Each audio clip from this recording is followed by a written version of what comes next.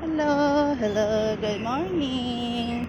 We are here again at our garden. So today, clean up dahil marami pang mga damo. So,